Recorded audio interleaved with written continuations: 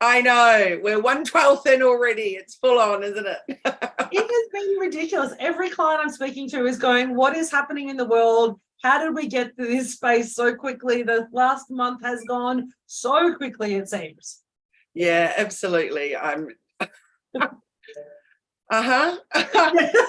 And also, and let's finish the first month with one of the worst heat waves that we've ever experienced in North Queensland and Southeast Queensland and Northern New South Wales. It has been insane this week, and I think it's making us all a little crazy. It's 36 degrees down here in Bangalore, and my brain is feeling fried. I've got my aircon on, but it clearly hasn't been going enough because it's just, yeah, it's definitely tricky. Someone said to me the other day their kid got sent home from school because it was too hot to learn.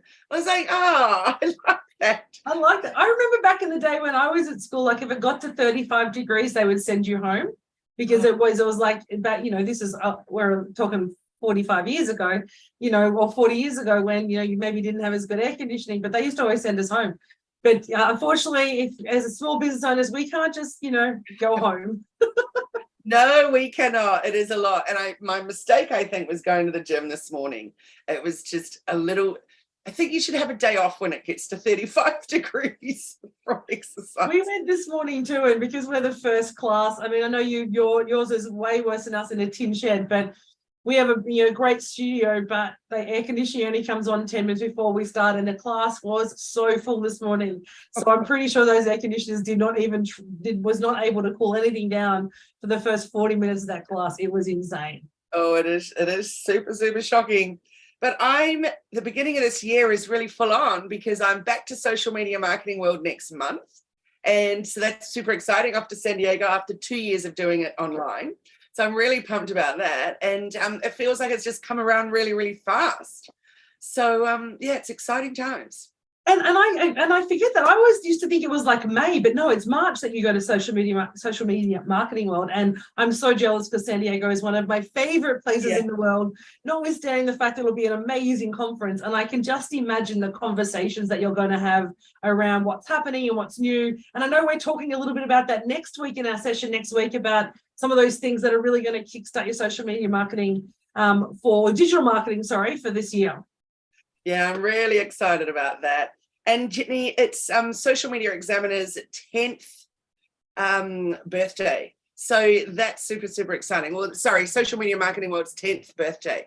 So that's cool. They've got lots of things planned and big celebration parties and all sorts. So it's going to make it even better than usual. So I'm pretty pumped.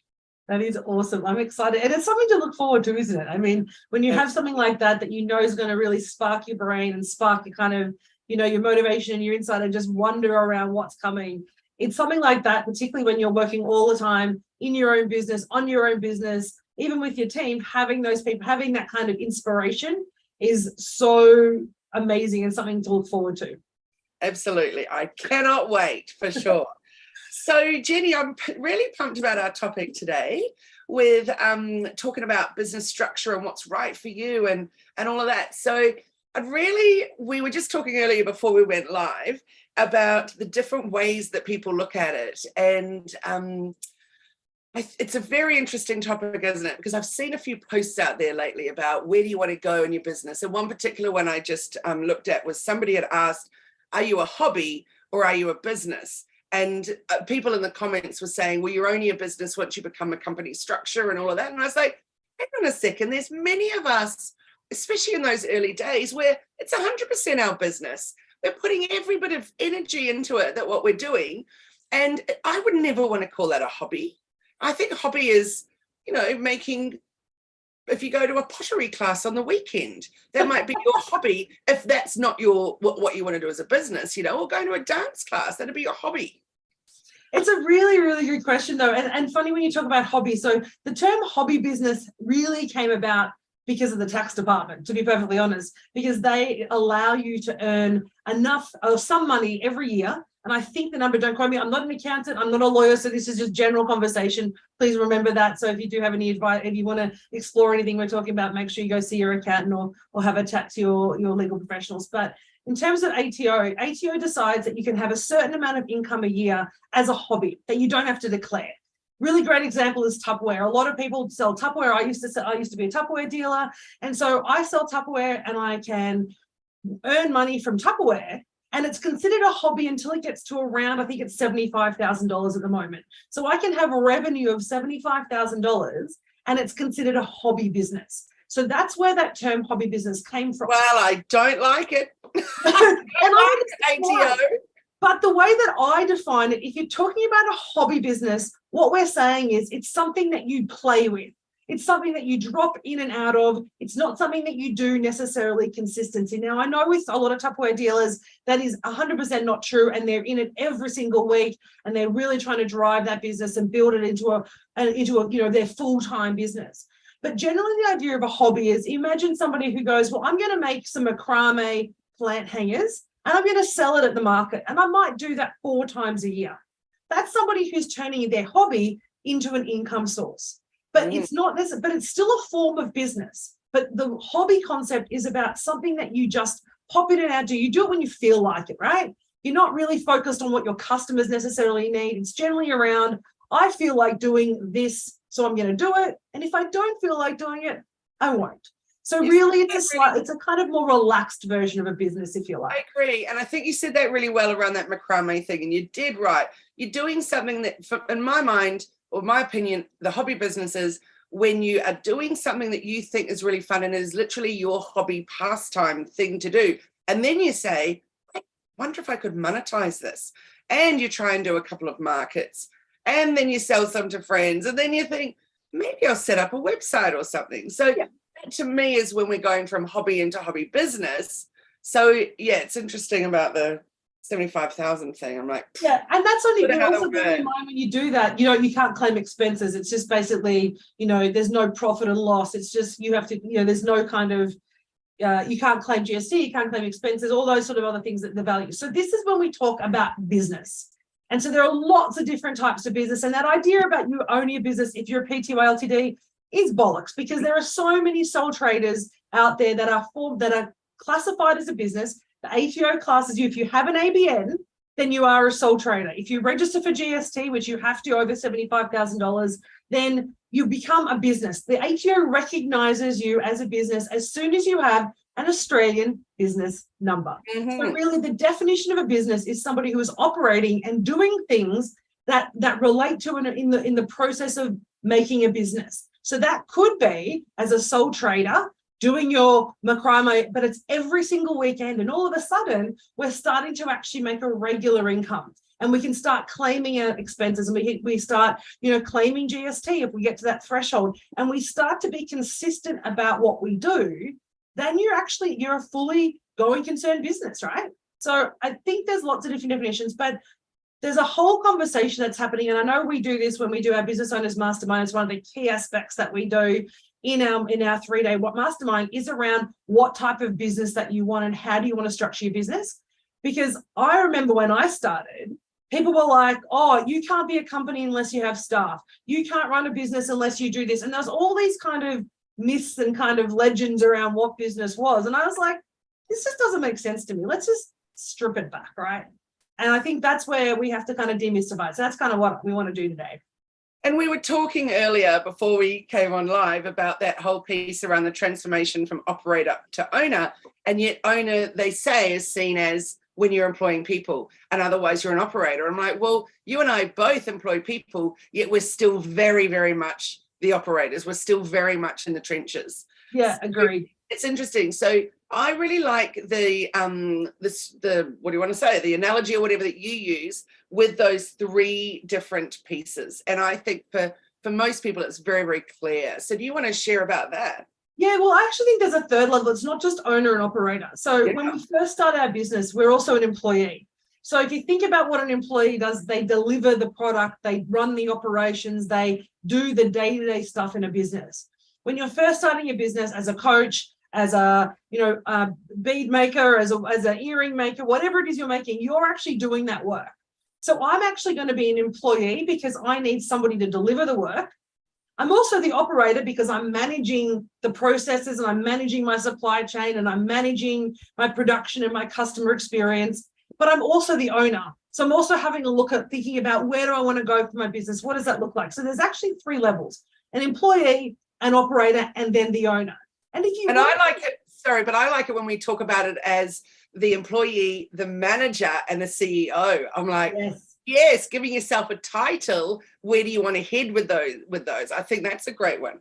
And that's the structure piece, right? So when we start to talk about what business structure you want, there's a couple of ways we can do that. And one of the ones that I love to do is you write down all the things that you need to do in the business and give them a title. Give them a name. If it's, so it might be production assistant, might be, social media, finance, whatever it is, that you actually create the structure of your desired business and write that out and map that out early. And then you actually allocate which jobs you actually want to do and which jobs you want to give to someone else. So you've actually just shifted yourself from being the person who does everything, the employee, into the manager/operator, but into that manager, how do things work? And over time, as your business grows, as you scale, as your operations become more effective, you can actually then step out into that CEO role. And what does the CEO do of organizations? They are the people who create engagement. They're the people who build trust. They're the people who create partnerships. They're the people who actually look at synergies outside the business and say, how do we grow the business? So when we're doing that activity at the CEO level, I only have one role. I'm the CEO. As a manager, I might have many. And as an employee, you're probably doing them all. I think of the CEO as the big picture person that can sit back and have that opportunity to look at. So it's very much about working on it rather than in it, that kind of a thing. So I think it's a luxury position, really, because you're not there. I was talking with a friend last night who said she's got this incredible position in the company, but yet she's still doing these little things that take up so much time because there's no one else to be passing it to. She needs 2 assistants and they're not giving her any. So it was really interesting to hear that piece. I'm like, when you look at what that company's paying you, excuse me, it's not good use of resources, is it? No. And that's a real, I love that segue into resources, because that's really what we're talking about. Transitioning into a business is about finding the right resources and systems and processes to support you grow. That's why coaches go scale their coaching programs. That's why coaches go online and deliver online modules, because then once they, build their courses, they're not needed in the business anymore. Really, they can be the CEO doing the big picture, doing the synergies and having that, top level view, because the program just runs itself as an online module. So that's the ideal way. But then you might have staff who manage your customer experience, who make sure the systems work, who do your onboarding calls, all those things for you, because you're not needed anymore. But there are very few businesses that I know and that I engage with, whether social media like yours, myself as a coach or a consultant, we do this work because we kind of love it, right? Yes, exactly. It fills our cup to stand in front of a room and facilitate, or to train people, or to watch people grow. So there's an element of us that we're always going to be that manager employee. And I think it's about changing the stigma and the mindset around that in your business. It's not a bad thing to be the operator. It actually isn't a bad thing, but it's about what is your long-term succession? How do you want the business to grow? And do you want it to be there when you're not? If you want the business to continue in the absence of you, whether that's because you want to go and, travel the world for 6 months a year, or you want to go and babysit your grandkids, whatever it might be, then if you want to be that, then you need to get your mindset to say, well, how do I become that? How do I let go of those positions? How do I actually start removing myself from the business that allows me then to just look at, sit in my office and oversee things and not deliver things? And that's a mindset shift. Totally. How many times do you hear people say, though, actually, though, nobody could do it the way I do it, or nobody could do it as well as I do it, or nobody could blah, blah, blah. At the end of the day, yes, probably someone could. It's just a case of finding the right person. So I personally, for me, I like the whole training up of someone rather than going out there and finding someone that could do it, because then I know they're going to do it my way rather than the way that they've been trained. What do you think about that? I think that's 100% correct. But also it's that recognition that even when you train them up, they're not going to do it your way. They're going to do their version of your way. Absolutely. And so that requires a shift in your mindset to say, it's okay to let go. It's okay that it's not done by me. And look, I'm in that position now. We want to grow. We're in a position where we're starting to really, get some really amazing contracts and starting to grow the business. That makes me have to say, okay, what is it that I don't need to do? What is the things that I want to do versus the things that I need to do? And that's the big question, and letting go and having that conversation. The coaches that I train and that I'm with keep having this conversation with me, and I'm getting there because I just love the work, right? I love doing the work. So my shift from operator into full owner full time isn't about skill, isn't about revenue. It's really about me deciding, when do I no longer want to do delivery and I actually want to step out. And so knowing that and saying I want that in 3 years' time gives me a 3-year runway to train someone up, to set in the systems in place, whatever it might be. So this is when we're talking business structure.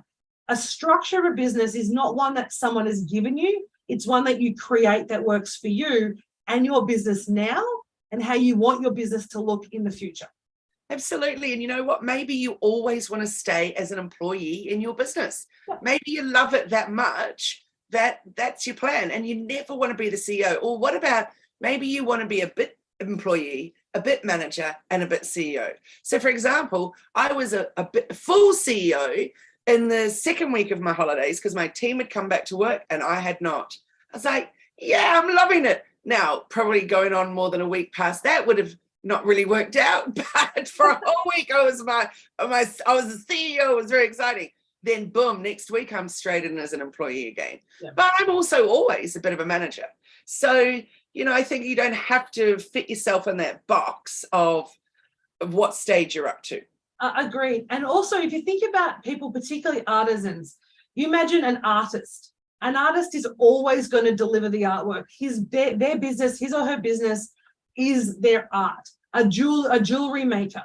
They might have an apprentice, but there'll be people who want them to create that masterpiece for them. They'll want them to be the one, and particularly when it comes to artwork, they'll spend a week creating beautiful art, but then they might spend a month being the owner who's actually going out and creating synergies and partnerships. And I think of look at any of the linen brands who are partnering with artists to produce artwork for their linen and their bed. Gorman is another great example of where they go to artists and say, we want to source artwork for our amazing clothes. So what they're doing is they're going to find, and so the artist needs to step out of being the artist into the owner, to look at those synergies, to look at those strategies and say, well, how are we going to grow the business? How do I increase my influence as an artist? How do I get those, sculptures or those pieces of commission work? That's not being the artist. That's actually putting your head up and saying, I'm here and growing. And that's becoming an owner operator. Absolutely, isn't it? I was chatting with an artist the other day and we were talking about how are you actually going to monetize this? And she's like, I've got no idea, because nobody will buy my art till I'm dead and famous there. So what am I going to do now? We went through a huge number of ways that you could actually monetize from it. And the excitement in her face was just extraordinary. So, but again, it will always involve her producing it in the first place. And then what comes next is other people can be involved in. So yeah, she's always going to stay those 3 levels. So. And I think the key piece around when you're saying, what is the business structure right for me? The question you want to say is, what do you want to do in the business now, and in 2 years' time, and in 5 years' time, and have a think about what that looks like, and in 10 years' time. Where do you see yourself in that? Why did you start business though? So to know that, you need to go, well, why did I start this business? If I started this business because, well, I realized I didn't fit into anyone else's box and I needed to fit in, create my own sandpit to play in. So I did. And so, and I love playing in my own sandpit. I love being able to, change the rules and do what I want to do and show up how I want to show up without the restrictions of other people. Now, I do that when I have that mindset. That's an owner, right? This is my sandpit. But I also have to recognize that I have to manage clients. I have to ensure their experience is good. That's a manager. That's an operator. That's making sure the parts are moving. Clients are getting what they need. They're getting what they ask for at the time they ask for it. That's a manager. And then sometimes I want to stand up in front of people and do the facilitation and run the training and run the workshops because it fills my cup. So if you're a facilitator, if you're a facilitator though, which bit are you putting yourself in at that point? I'd say that's still employee if you're the 100%. 100% employee. That's the thing, is having the conversation about what you want the business to look like now in the future. And then as you go, recognizing that the roles that you take are actually fluid. There's no defined, you don't have to stay one or the other, as you said earlier. But what changes is not necessarily the work you do, but it's the way you view the work that you do and the conversations you have about that work. It's not about the physical work. So when I talk to our team about from what we need to do to deliver a project, that's that manager operator level. When I'm talking to my clients, I'm talking to them as the CEO, as the person creating connection, talking about how the process works, what that looks like, how we will support you. That's elevating my conversation. And I'm not talking about, well, we use this system and that system. I just talk about what it looks like for them. So I'm connecting on a different level. So it's a mind shift, it's a language shift. It's also to some extent a posturing shift, right? I can sit at home on a Monday to Friday and coming home from gym, not get changed, work and do my business in my gym gear, and it doesn't matter. But when we're on Friday podcast, you put on your clothes, you put on your face, and we deliver, because it's a different conversation that we're having than we do, sitting on our own, working at midnight or working at 7 a.m. Yeah, it's interesting, isn't it? So what would you say would be your top tip for someone, particularly those that are already in the trenches in the business? It's not a new business. So you don't have the luxury of deciding right at the very beginning, right, where do I want to head with this? How am I going to structure it? So for those already in the middle of it all and going, what would be your top tip for, where to go from here? So I would be looking and saying, what are the things, if you're in the trenches, in the weeds, book half a day in your time, in your calendar. It doesn't have to be tomorrow. CEO day. Do your CEO day and actually sit down and look at what you're doing and find out and ask yourself, am I doing this in the best way for the business? So is what I'm doing, is it the most efficient? Is it most effective? Is it adding value to the business, or is it just busy work? So if what I'm doing is not adding value, then you don't need to do it.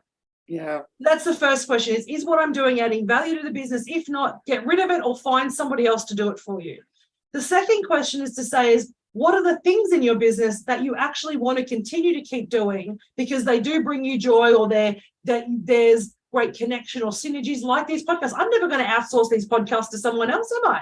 This is stuff that I love to do. This is ours, right? So what are the other things that I can give other people to do? But what do I want to keep, most importantly? But the biggest conversation that you need to have around the business is, what do you want it to look like in the future? And making sure you have the systems to set yourself up for that in the future. Now, one of the systems we use that allows me to shed most of my tasks is the Eisenhower matrix, is my do first matrix, which we talk about all the time because it allows me to plan my day. If it's above the line, so things that I need to do first or schedule, they're my things. If it's below the line, things that I need to delegate or don't do, they're not my business, they're not my problem. That's why I have a team and they do those things. So I might write the captions, but someone else will post them. I might do a podcast like this, but someone else will pull the content from this and help us create the blog. I don't need to do that because somebody else is able to. And me doing that and spending 3 hours editing isn't going to add value to the overall business, but it's an important piece of work. So the Eisenhower matrix, or the do first matrix, and we can pop a copy of that in the Facebook group to say, hey, have a look at the matrix, do that every day. That will start showing you what you can get rid of. That will show you how you elevate from just being in the weeds employee into a manager and then eventually into a CEO, because your tasks will change as you start to get rid of some of the noise in your business. Monday morning is when I set up my Do First Jenni matrix and literally follow it for the week. It's brilliant. Sometimes it gets carried on. And then I go, actually, remember Jenni says that fourth quadrant, that's just got to go. So I think that's really important. So then I would suggest, if you were just wanting to, if you at the moment couldn't even take half a day out, if you're literally so in the trenches, so in the weeds that you're just overwhelmed, my suggestion would be grab a piece of paper and write down every single thing you do, because it's always mind-blowing, isn't it? That it's so much bigger than you really realize. But trying to get structure out of that, then go with that, take that half day. You've got to set it aside and then figure out from there exactly those tips that you've shared, because that was magic. Thanks so much for that. I just think the idea of scheduling your tasks as a system is not just about scheduling. It's about recognizing what are the things that you don't need to do. And this is that conversation we had earlier. What do I need to do or have to do, because there is no one else in the business that can do it right now. And if I'm doing that thing and I go, you know what, this does not bring me joy. Let's do a bit of Marie Kondo. This does not bring me joy. So then say, okay, who does it want to bring joy to? Because it doesn't want to be me. So what does that look like? Who can you delegate it to? Who can you pass it to? Who's got that skill set or that and it doesn't have to be a full-time employee. It could be a contractor. It could be a virtual assistant. Like we have, my team, I had this conversation last week saying, I'm bombarding you with all this stuff. And they're like, that's awesome. We're loving this, because they're happy to do those tasks and I can focus on the things I need to write. I need to write the strategy. It's hard for me at the moment to outsource that, but we're looking to hire someone so that they can do that for us, so we can work together and build those skills. But right now, that's what I do, And so having that conversation early, as you say, and say, what don't I need to do? And what do I need to do to set my business up so I don't have to in the future? That's you designing your business structure. That's you designing how you want to run your business. That's you being a CEO in that moment, because you're planning about the big picture, as you said earlier, about what will my business look like?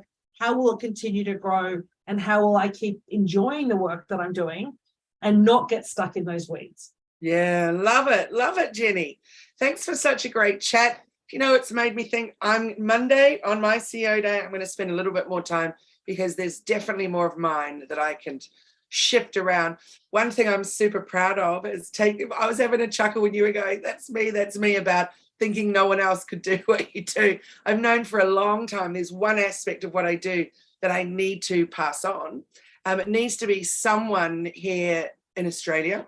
English is a first language, for example, and it's a hugely time-consuming thing for me that I do as this task.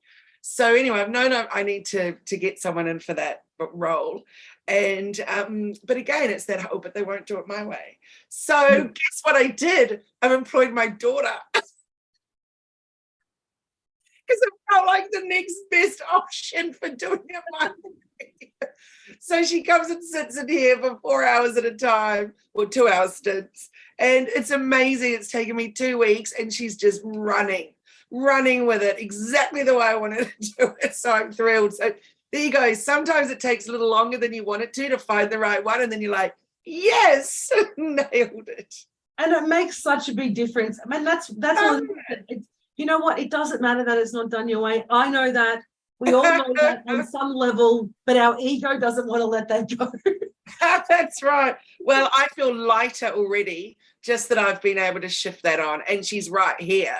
So, and she's at uni. So it's she has extraordinary English skills and writing skills. So I'm like, yes, why didn't I do that sooner? I love that. So basically, choose your own structure is the summary of our chat today, people. Decide what your business looks like for you.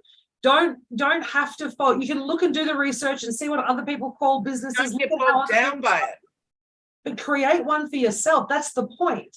That's the whole point of being a business owner and being an entrepreneur, is creating a world that suits you, not putting your body and your mind and everything else into somebody else's structure. Create it for you. I love it. Yeah. I love it. That's our final words. Create your own structure. It's your business, not your hobby. It's been so much fun chatting to you, and thank you for everyone who's tuning into this episode of Bite Size Business. We're really excited to have you with us, but make sure you subscribe and follow us so you don't miss any future episodes like the one we're talking next week around social media marketing and the great things that you need to consider for this year. So it's been such fun to talk to you today, Kylie. Awesome. You too, Jenni. I look forward to it, and have a fabulous Friday and a great weekend. And you too. Thanks, everyone. See you next time. Thanks so much. Bye.